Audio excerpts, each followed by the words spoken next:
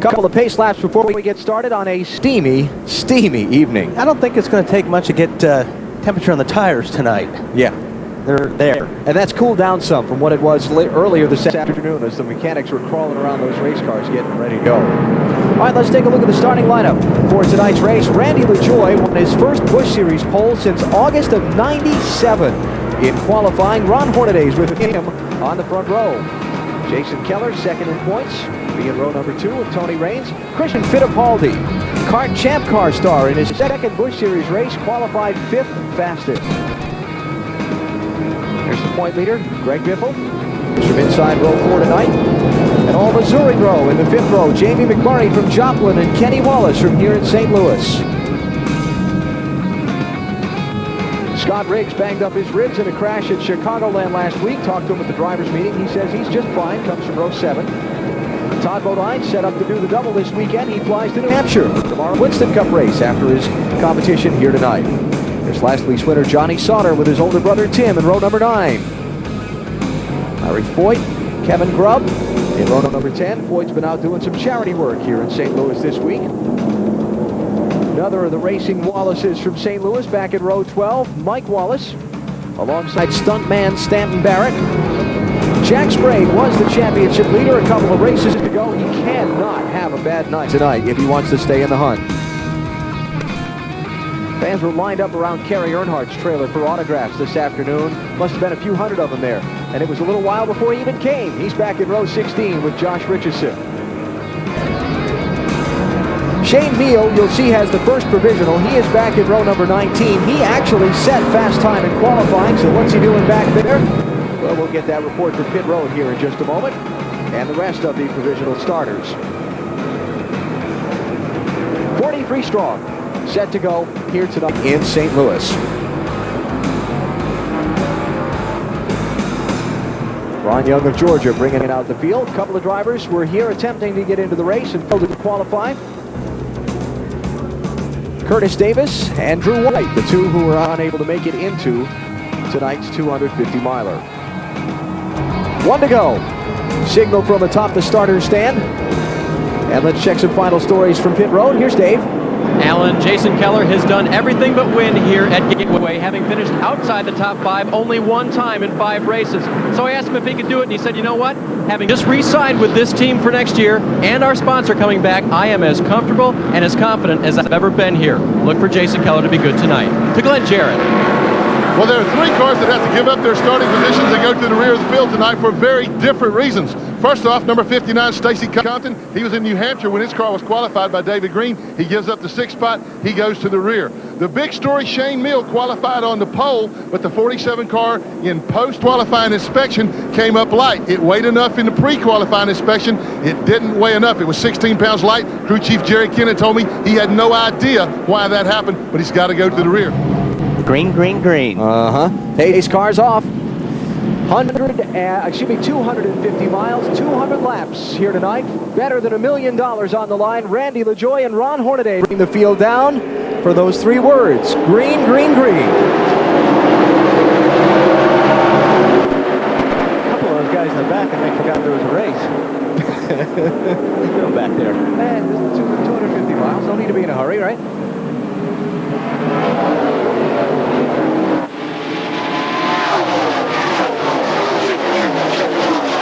Hornaday gets the jump on LaJoie. He takes the lead. Here's Keller looking inside for second. It'll take a few laps for you guys to start really feeling the car and get comfortable. I mean, although I don't think these tires you have to set way low, so it's not like you put the pressures down real low and it takes a bunch of laps to get the tires feeling. I think they feel good about after 3 or 4 laps. So I still think everybody's going to try to get to the bottom though and just try to feel the car out here. We've had a race earlier, so there's a lot of Hoosier rubber on the racetrack. Hornaday leads. LaJoie and Keller fighting for second. 66 is Casey Mears. He's running 4th, followed by Tony Raines. And now Greg Biffle is up and around Raines. I'll tell you what, LaJoie didn't want to give up that 2nd spot. And there's Biffle, the point leader in the 60. The problem is if you give it up, which means you probably slide to the high side, you'll have a whole bunch of these guys lined up to pass you. So You almost got to do a little bit of blocking here in the early stages just to get everything going. Well, you talked about guys using the transmission here. At a normal oval track, you get it into fourth gear and you leave it there all the way around. Here, we got a lot of guys doing something different. Yeah, what they're doing is they go down turn one. Here you see Jason Keller making a move on Randy Choi. They downshift into third gear right here. And then they run third gear. Well, maybe not. Randy's not going to. Oh, contact! Good save, Randy. Keller is second in points at 57. Or BP would say, Randy! Oh, fender damage. Right front of Keller's car. Yeah, that probably won't help matters a whole lot, but might not be bad enough to really. Boy, everybody's bouncing off of LaJoy tonight. But as I was saying, they're getting down in there and they're downshifting into turn one, which is giving them more motor, more RPMs to get through the center of 1 and 2 and get out the corner. Now, I think the guys with the best motors probably don't have to do that because you've got so much torque and so much motor, you can leave it in fourth gear and not lose anything. But some of the guys are downshifting. Next in line after Hornaday and Biffle are Casey Mears doing a fine job in third. Tony Raines in fourth, and now fifth has just changed hands. Tell you, that yellow car, Kevin Grubb, he's on the move. Started back in, 20th spot. Yep. Working his way through traffic really nicely. Grubb, the youngster from the Richmond, Virginia area. Best finish so far this season, a fifth place run at his home track in Richmond. And he's having a great run so far tonight. Behind them, things starting to jam up a little bit. There's Randy LaJoy getting challenged. Here's not Jeff Green, that's Jay Sauter in the 21 this week. And Mark Green in the 38, and there's that 47 car of Shane Meehl we just talked about a second ago. Should be pretty easy. High side looks pretty strong right there, Alan. Got that going on back for 13th, 14th, and 15th. Wow, see the sparks fly there? Soft springs. Yeah, that thing we keep an eye on as these guys run green for a long time is a lot of heat builds up in these right front tires. That's when you start getting some problems with, on a hot day, you're using the brakes, the beads melt off the wheel. So you got to be careful of that. These guys have had some yellows for things to cool off. So if we get to run a while, we'll see if that comes to play. Jason Keller with that damaged fender starting to slip back a little bit. Mike McLaughlin took 8th spot from him that last lap by. Here goes Scott Riggs in 9th. Keller now back to 10th. And he's going to make him pass him on the high side. He's staying as low as possible.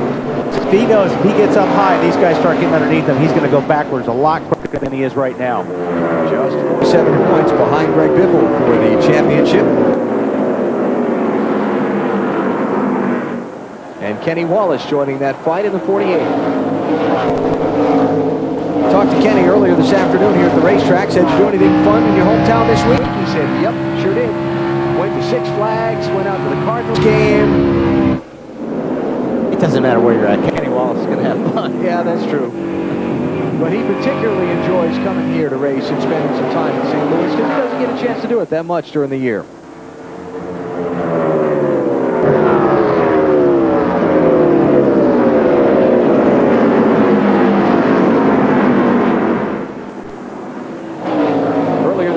Talk with Kenny about what it means to him to race in front of his family and his hometown fans.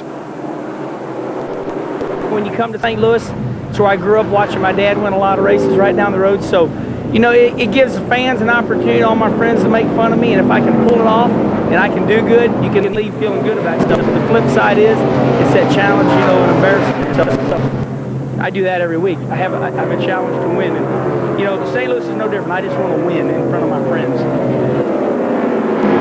Kenny running an 11th spot right now, having a solid night so far, chasing Jason Keller for that 10th position.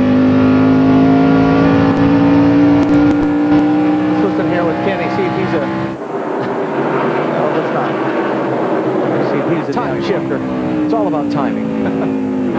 Yep, there he downshifted. There you go. See, as we were saying earlier, I was trying to finish my story. There's 2 ways to downshift getting in the corner. A lot of guys will downshift after they get into the corner. Guys like Christian Fittipaldi and myself and some other guys that have done a lot of road racing, we'll shift as soon as we get on the brakes, we downshift. And by doing that, it keeps the RPMs a little bit higher than how Kenny was doing it, but both ways work.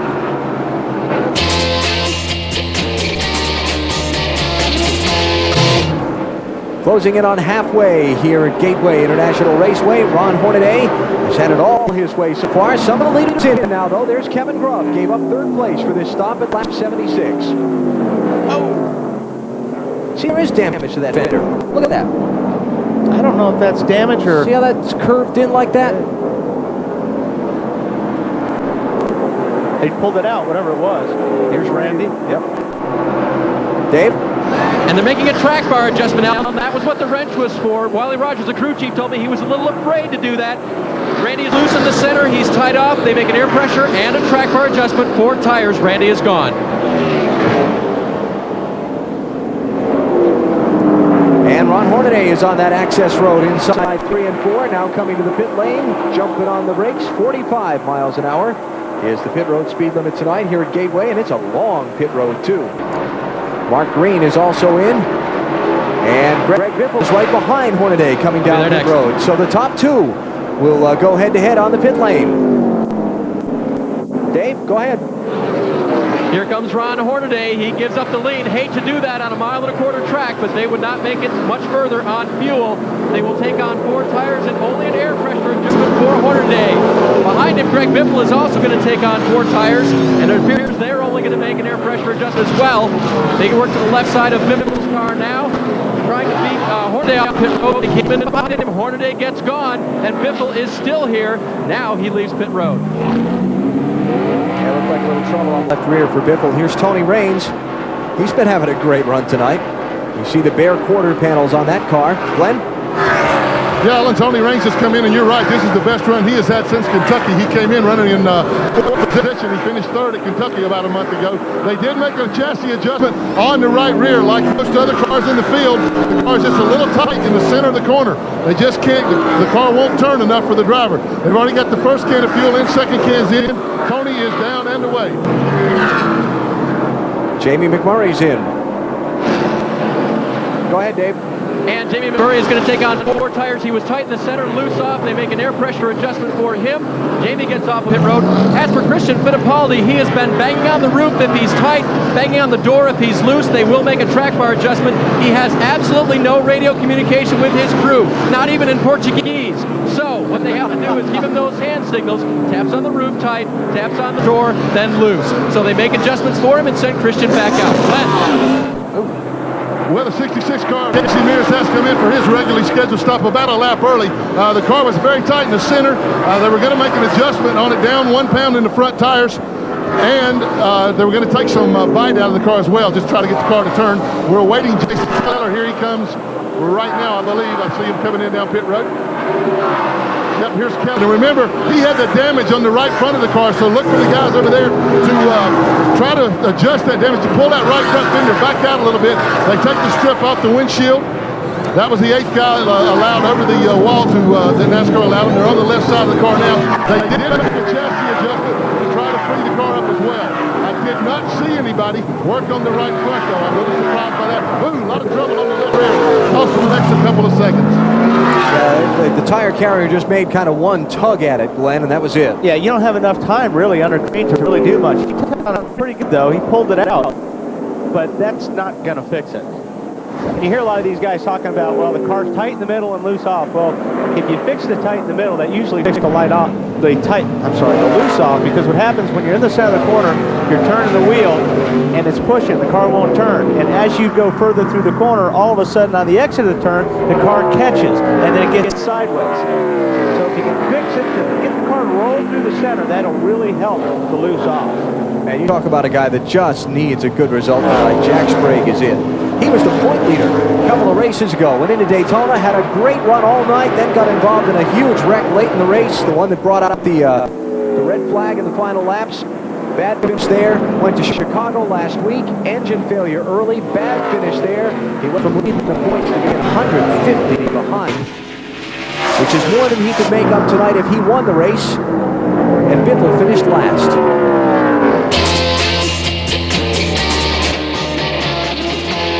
Caution.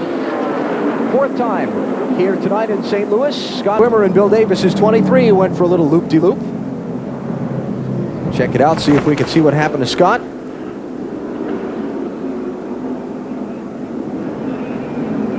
Well, he didn't hit anything. No idea. Well, that's all insightful of you. Honest. Like he just got up in the spun marbles. out. Looked like he got up in the marbles. Well, thank you. Anytime you need my expert opinion, you just Go ahead and ask. I'm counting on you. Scott running one lap down in 24th spot after the loop around there, up in the corner. We did finish the cycle of pit stops under that, during that commercial break. Jack Sprague came onto the pit road.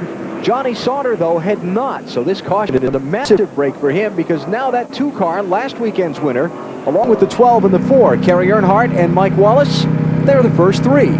They get to make their stop under the caution instead of under the green. Of course, if none of the other leaders pit, they're going to come out way back in line. Well, actually, there are 21 cars on the lead lap. Yeah, maybe 8 of them are on pit road now. Dave? Remember, Johnny Sauter pitted on lap 26 to make an adjustment. They're going to make another chassis adjustment for him this time. He could have gone about another 12 or 13 laps. Remember, last week at Chicago, they ran all day long. Very good on fuel mileage. So at lap 92, he makes his second stop. Glenn? And Kerry Earnhardt brought his car in, number 12, and his car, he had been complaining all night about how tight the car was. He couldn't turn it, particularly when it was on the brakes. So they made major chassis adjustments to try to free the car up, changed 4 tires and put fuel in. I think the next car that's coming in my area will be the 5 car of Ricky Hendrick. Dave? Glenn, back here in the 10 pit for Scott Riggs. Remember, he's got the battery problem, or the voltage problem, so he is not able to get all the fresh air into him by way of the fans in the car, so they put an extra fresh air hose inside the window net pointing at Scott to help him keep cool tonight, which is still pretty tough. It's still pretty warm out here, guys. Yeah, that, and you know, there again, you're blowing some air on the driver, but it's still 95 degrees temperature air. I like putting an ice pack inside my suit. That put a big ice pack over my heart. That seemed to work best for me.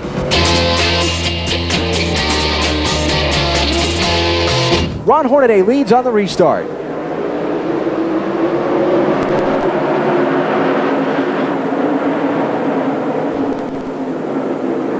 Stacy Compton in the 59 is the first car 1 lap down, trying to get some time back from the leaders. Biffle, the lead. Maybe not quite. A little ducking and dodging. Oh, yeah? Watch this. He's trying. Hasn't led yet tonight. Like to collect those 5 bonus points toward the championship with Greg Biffle. Oh, a little jam up there, back in traffic. Everybody gets away okay there. We continue to watch the leaders.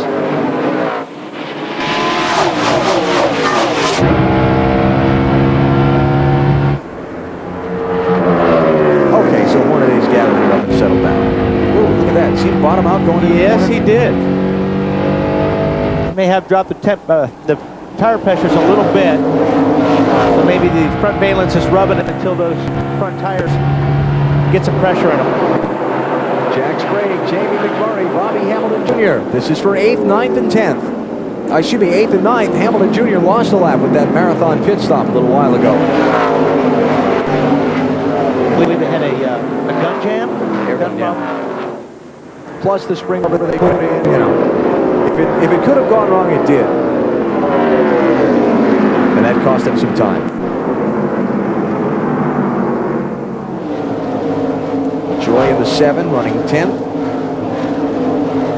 And Kenny Wallace in the 48 was also caught on a lap down by that caution flag, so he's back in 22nd place now. The brother Mike's in 13th. Yep. All where you caught the caution on that, right?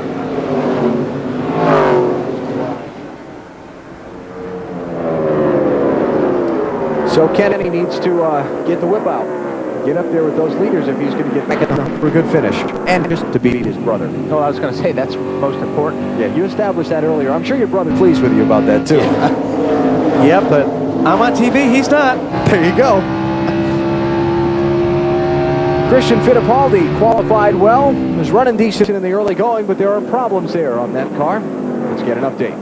And Alan, we documented the problems earlier, of course. Christian, what finally put you out tonight? And assess the rest of your night. It wasn't very easy, was it? Engine put me out, but actually it was pretty hard since the beginning of the race. I didn't have any radio in the car. I couldn't talk to the pits. Pits couldn't talk to me. I didn't have any spotter. I actually want to say sorry if I caused any damage out there, but I couldn't see anything. It was hard for me to run high or low. I didn't know if there was anyone on the outside or on the inside. And I didn't run any happy hour yesterday because we had problems and the car was pushing a lot. So we had a great qualifying, but it was definitely not a good race day. I have to try the next time. He said the good news, Alan. The good news is that they made the show because they tried 2 other times this year and didn't even get in.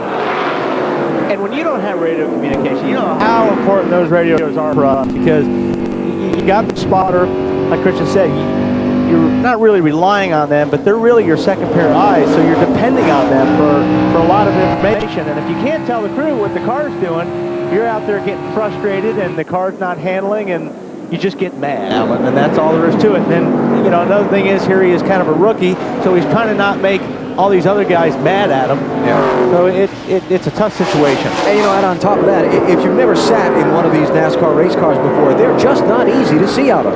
They're not, especially now the way the seats are built for all the drivers. They have these big headrests, and it is difficult to see left, right, or behind you. And when you get a guy who's used to sitting in an open top car and looking anywhere he wants to look, it can be quite an adjustment, I'm sure. Watching Jamie McMurray in that 27 car. Still having a good run. Missouri driver, 9th place. Randy LaJoy in the 7. Tried to deal with the Hamilton Junior lap car and get up there and give McMurray a tussle for that spot. And this 25 and 48 cars here, that is actually a race for position, though it's 1 lap down. Kenny Wallace about to take 21st from Hamilton Junior. Now here comes last week's winner, Johnny Sauter in the 2. Jason Keller in the 57. They're racing for the 11th spot.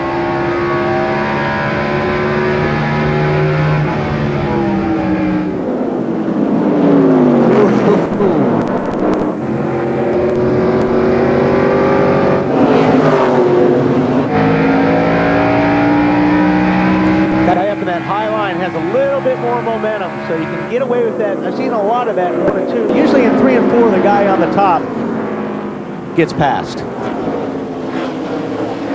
Stacy Compton there on that pit access road coming in. This will be an unscheduled stop. Here comes Keller. Big run on Sauter.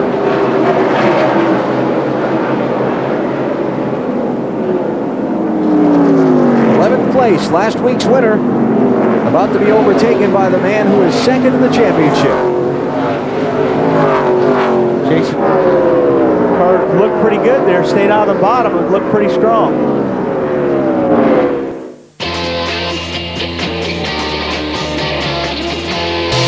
Here's a guy who's going to be in the race tomorrow, but he's not happy right now, Glenn. No, he's not, Alan. And Stacey, you've had a very busy day. You did both happy hours at Winston Cup in Loudon, New Hampshire this morning. Got on a plane, flew down here about a 3-hour flight, and had a good race car. Worked your way up in the top 15, but they've been working on the engine. What happened? Well, I know it's sitting in here. It's a monkey in here somewhere. It's got to be. We just can't shake it this year. Looks like we broke a valve spring.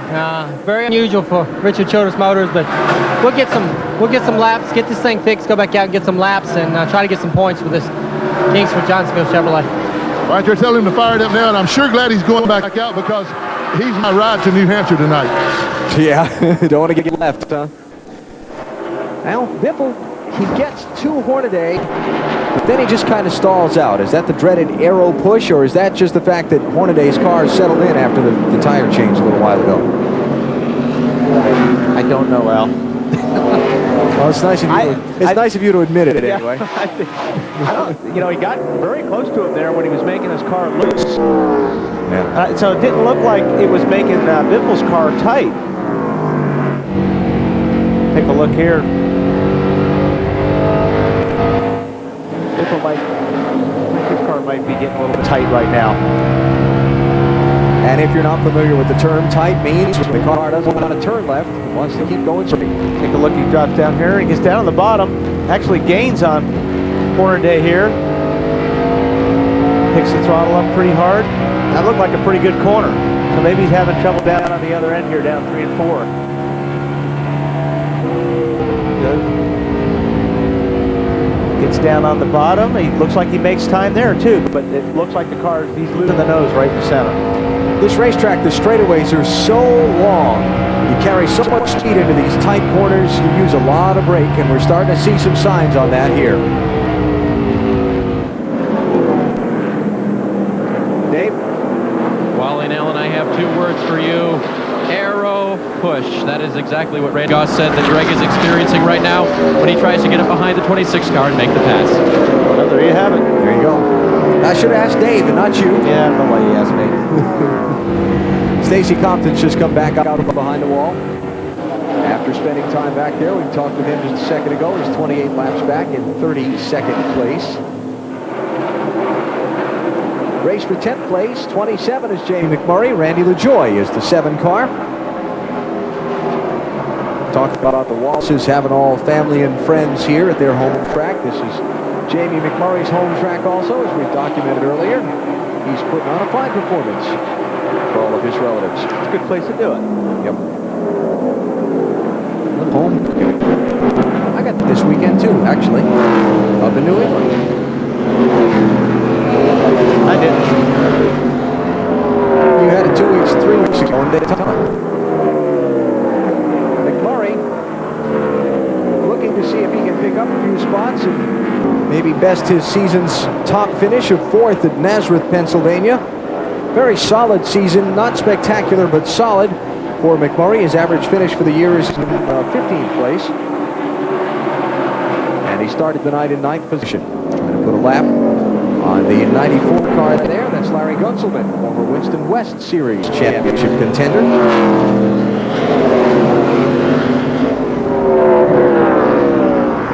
You know what a night this is going to be for that. Oh, 2nd place. Yeah, that's Scott Riggs. I'm sorry. Yellow car. The 54 is the 3rd place car, and they're putting a lap on Riggs, who is back at 17th place.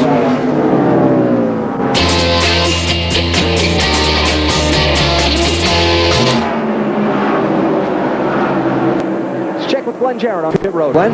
Well, Kevin Griffin brought his car in. He was the first of the leaders to pit last time. Had a little trouble getting out of the pit. Oh, he had the car turned dead left. He almost ran into the pit wall when he took off. But he got away with it. He had changed 4 tires, no chassis adjustments. Here's Dave.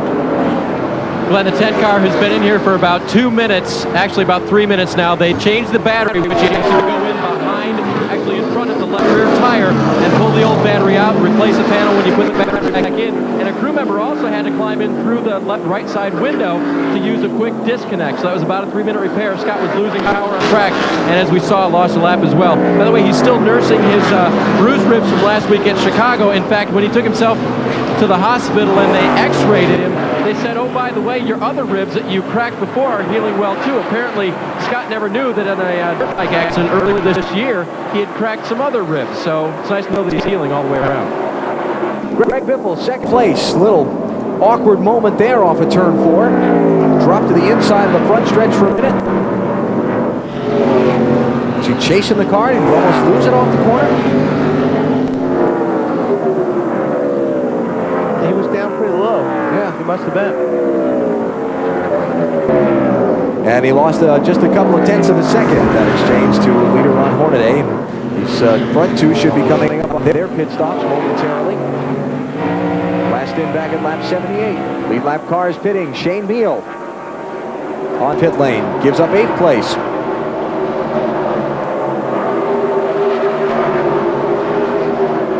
George Devidart's team going to work on their car. Jerry Kennan, the veteran crew chief there. Another situation. Veteran crew chief, young driver, working out well. The last time, ooh, look at this. Biffle is in for his pit stop. Last time Biffle and Hornaday pitted together. This time Biffle is in earlier. Dave? And last time, remember, they took a long time to put a spring rubber in the left rear. Greg gets a fresh drink of water and a bag of ice, so it's obviously very hot for him inside that cockpit. No chassis adjustments for him. Looks like he's going to get 4 tires and fuel now. We'll see how long they take this time. See if they go back. They just changed the tires. They did not make any spring rubber adjustments. Clean the front grill and send Greg back out of here. He dropped the water bottle on pit lane. Don't need that rattling around the cockpit. All right, so Biffle rejoins the chase. We'll keep an eye on Hornaday, see when he comes onto pit road for his stop. There's Ron heading up into turn 3. And he's already passed the access road you use to enter the pit, so it's going to be at least one more lap before the leader will stop. Here's Casey Mears in. Great run tonight for this kid. 8th place at the time of stop. Glenn? And Casey Mears brings the number 66 car in for what he hopes to be his final pit stop. Right side tires have gone on. There was a chassis adjustment made to the right rear on the left side of the car now. So still haven't got the handle quite right for Casey. He's down and away. Here's Dave Burns. Glenn, the 27 car of Jamie McMurray is in. He was tight off and loose in. They're only going to make an air pressure adjustment at this point. Give him 4 tires and fill him full of fuel. Reasonable pit stop. If you're smooth, you're off and fast. And now Jamie is off pit road. If you're the crew chief of the 26 car, Biffle's been out there for 3 laps now on fresher tires than you've got.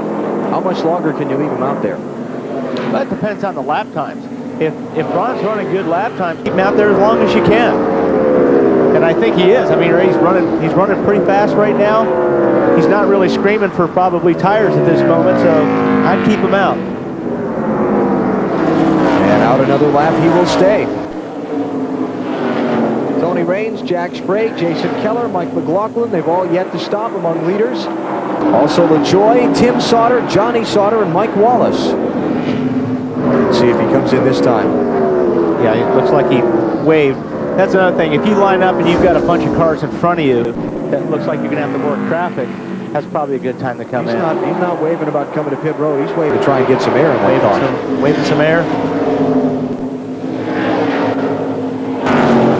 Hot, steamy day here in St. Louis. Not made any easier by being inside a race car that the air is designed to move around and not go in. 7 in the 19 racing for 6th place. Here comes Tim Sauter to the inside of Randy LaJoy. So nice job there for Sauter to pick up that spot. Quietly moving up. And remember that 66 just off pit road, so for now he's a lap down. All right, here comes Ron Hornaday onto the pit lane. 1:58 will be his stop. Exactly 80 laps from the last time he came to pit road. Now the pressure's on this team to get the job done and get him back out ahead of Greg Biffle, because we've seen it can be kind of tough to pass here. Gotta hold that track position while you got it. Dave Burns with the leader stop.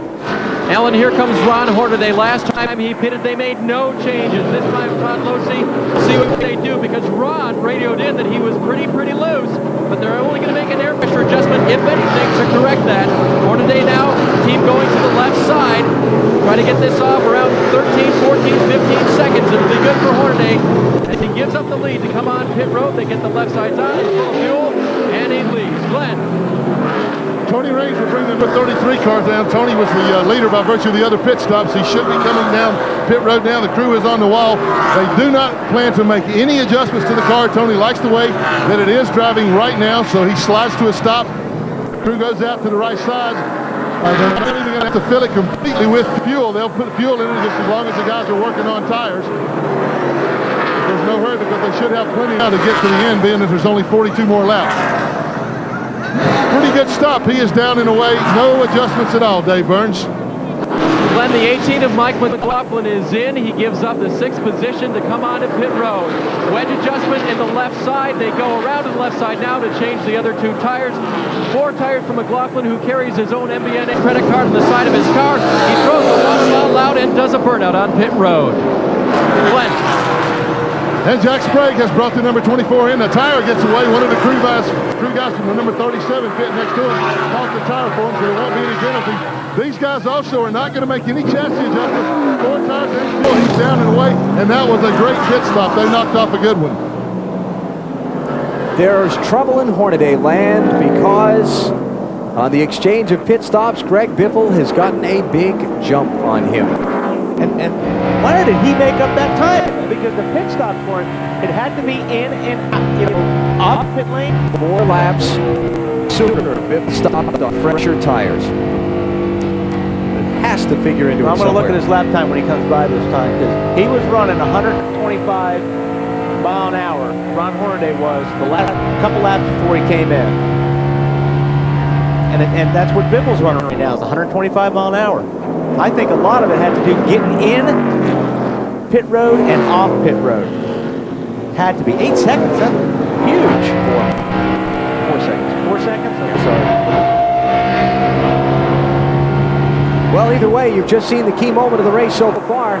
The exchange of pit stops at lap 152 and 158 between Greg Biffle and Ron Hornaday. Hornaday's dominated, but now he's got 4 seconds to make up on Greg Biffle, and he's only got 39 laps to go.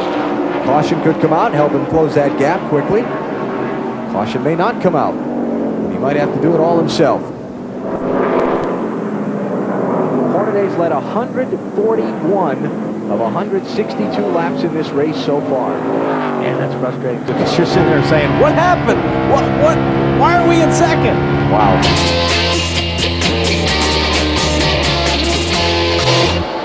The only radio traffic to Greg Allen was from crew chief Randy Goss, who kept giving him lap times of the cars behind him. First only Ron Hornaday, then he added Kevin Grubb as well, because Grubb was catching Hornaday. The only thing he had to say in return was that he thought he saw some debris, and the team just told him, well, don't hit it. Alan? Yeah, they don't want a debris caution now. No. The lap times help you stay focused. You know, a lot of times when you're out there driving, you're wondering how you're doing, and you're so, you've got a lot of things going through your mind. Keep looking in the mirror to see where Ron is. So the crew chief is giving you those lap times to give you something to shoot for. It keeps you concentrating, and that's what he's doing right now. In the meantime, Hornaday can see what's going on. He needs to catch him. Yep. So he's doing everything he can. And Biffle is getting farther away. Behind Hornaday, 3rd place, Kevin Grubb. That yellow 54 car, very solid job tonight for the Mechanicsville, Virginia driver, Glenn. Yes, it is. He has a real knack for getting around this racetrack. As I think you mentioned earlier in the telecast, Alan, he finished 3rd in this race last year, although it was in another car, in the 37 car that Kevin LePage is running tonight. But Kevin's done a great job. I talked to crew chief Tony Lambert just a moment ago to find out if the car was driving okay. He said, yeah, the car's fine. He said, Kevin just doesn't like to shift here. He is one of those drivers not shifting, and they think that may be the difference in the lap time speeds that he can run versus the 2 cars in front of him. But outstanding job by Kevin Grubb tonight. And if that left front fender's not bent, then it's one heck of an artfully crafted piece. That's a funky-looking fender.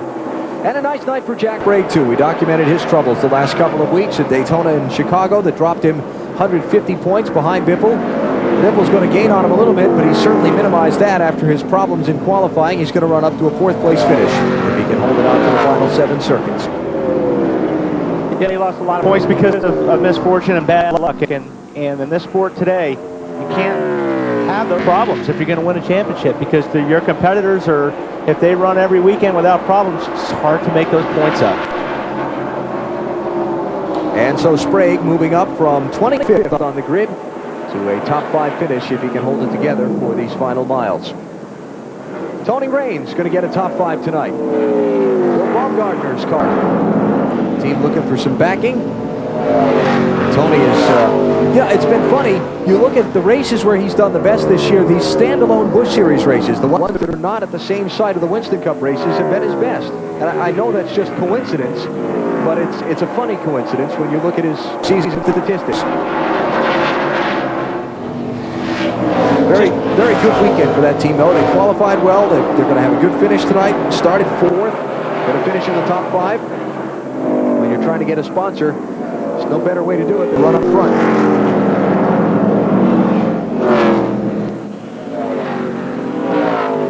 And just behind Raines, you've got Jason Keller in that 57 car. Again, second in the championship, lap 4. He wrinkled up that right front fender, Glenn, but they've soldiered on well. They have, Alan, but we just got a report. We just heard on the radio. He thinks his right rear tire is going flat. He's in 6th position right now. He can't afford to give up that many points to Biffle to have that thing go down on him now. So he's going to try to nurse it through the next 4 laps. But he's afraid he's losing the right rear. Well, that's not a good feeling, thinking you got a right rear going down. He's 2 seconds behind Mike McLaughlin in 6th place. So it's got a little bit of pad, but not much. That last shot there looked like it was still up.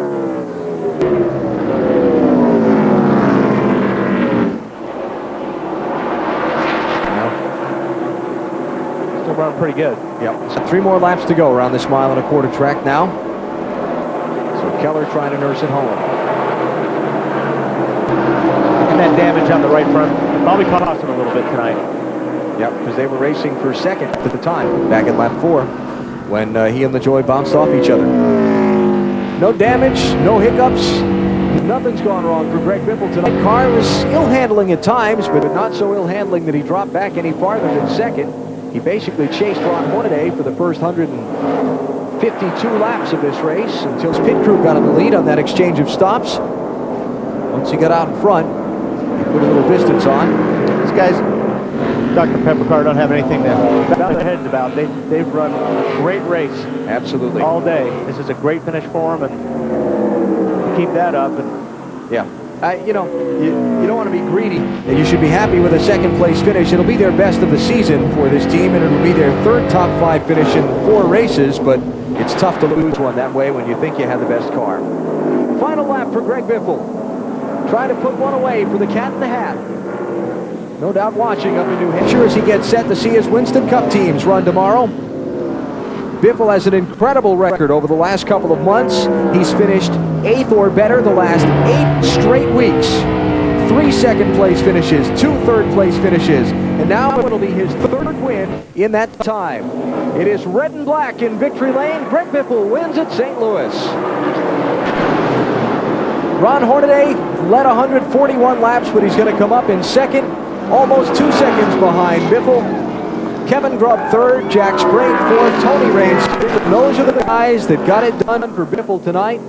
They got him the lead on that key pit stop. How about it, Glenn? Well, I'm standing up here with Randy Gosser. Randy, first of all, congratulations. You gave Greg a great car tonight. But from our vantage point, great pit work won this race. Yeah, the Granger crew was on top of their game today. And when we were behind Hornaday, Greg told the crew, he says, if you guys get me out front, I'll win the race for you. Just a little inspiration there, but the Granger guys did a great job today. The Ford Taurus ran great. Our engine ran awesome today. Transmission guys did a great job for us. The guys that build our chassis, guys that hang our bodies, everybody in the company's doing a great job, pulling real hard for us. Congratulations again, and I think he said this stuff before, guys. Time for burnouts. And a little fireworks. And the 40,000 here at Gateway tonight are loving it. They may not be able to see victory lane after this smoke comes up into the lights here. oh, there it goes to right rear. I was wondering when that thing was going to blow. Or was that the right front? Not right rear. Because he had the right front locked up when he was still. Right. Well, guys, that body that Randy Goss just said you did a great job hanging, you're going to have to fix a fender, too. None of them that got damaged in the race, either. That's the way you should do a burnout, when you blow the rear tires. There you go. Greg Biffle has just rolled into victory lane here at Gateway International Raceway after leading the final 32 laps of tonight's NASCAR Busch Series race. His pit crew getting in the lead after Ron Hornaday had managed to hold Biffle off for much of the 250-mile distance tonight. Hornaday finished 2nd, Kevin Grubb 3rd, Jack Sprague 4th, Tony Raines 5th, Jason Keller 2nd in points, finished 6th. And let's go to victory lane and hear from tonight's winner. Greg Biffle receiving the praise of his crew from a distance. So what he's asking for there? Oh yeah, a little product here. You gotta, when you're near St. Louis here, you gotta shake around the Busch beer. Greg, great win for you. We have to believe that based on your inability to get around Hornaday on the track, the crew had to get you back out front to win this race. Yeah, it was. I told him there, I said, I was so frustrated behind Hornaday. I had a great car. And I didn't want to wear it out. And I could run up on him, but I couldn't do nothing. Ron had a great car today. And I tell you, these guys did a great job. I made up a lot of time on pit road coming in. think that's where I made up a lot of time. got in there so hot, the brakes were hot, I almost went off, and these guys did a great job. You know, we don't need any Sherwin-Williams paint this week, Tate, or my silver, so kept the body on it, but just another great win for the Ford. After last year when you probably should have won after being the pole sitter, is this redemption? Yeah, it is, I think. You know, we ran good last week, 8th place didn't really show it, but we're in a championship run right here, and these guys are making it happen right now. All right, the crew is doing the job. Greg Biffle does it behind the wheel. The guy who chased into the checkers is with Glenn Jarrett. And he did a great job as well. Ron Hornaday, one of the best races I've ever seen you run, and you came up just a little bit short, but man, you were strong all night long. Great job. Well, that's part of it. You know, Greg Biffle's been really good, and they got a strong team, but I got to thank Dr. Pepper, Dave Carroll, and Todd Losey. I mean, we got to crawl before we can win one of these things. We learned a bunch today, and didn't write the car. It's the next car we're taking next week. It takes a lot. These guys really are gelling with me, and it shows that this car definitely runs hot and inside, and I'm a little overheated, but hey, not bad for an old man racing with these kids. But I got Red Fusion come aboard, guys. Busch Series Championship standings after tonight's action here at Gateway. The lead was, going into the race, 47 points for Biffle on Keller. It's up to 72 after Biffle won, and Keller finished back in 6th place. Jack Sprague lost another 15 points with his 4th place run, but only lost 15 points tonight compared to what's happened to him the last couple of weeks. That's pretty good.